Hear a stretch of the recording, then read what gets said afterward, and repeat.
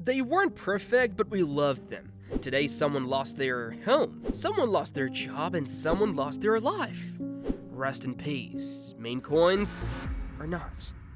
Unless you're a full-blown imbecile, your Limitless 3 Solana is now 1.5 and still dropping.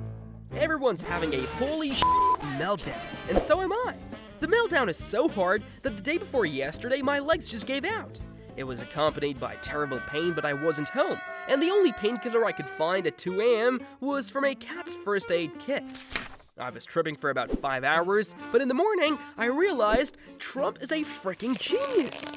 Biden was a leftist, which is humiliating in itself, but it made him honest. What a clown.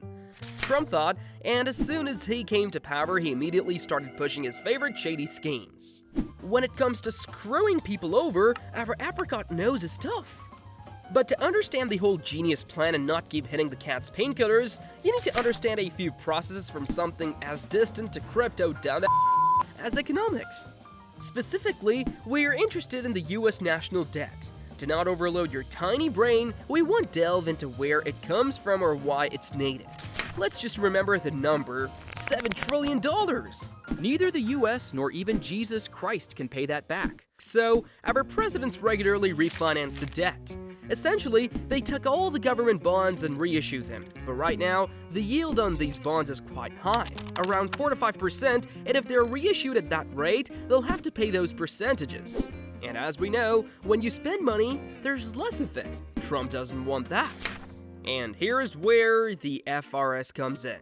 Again, we won't go into detail about what they do, we can talk about that in a separate video if you want, but you need to understand that in bad times, they lower the interest rate so people take out more loans and pump money into the economy.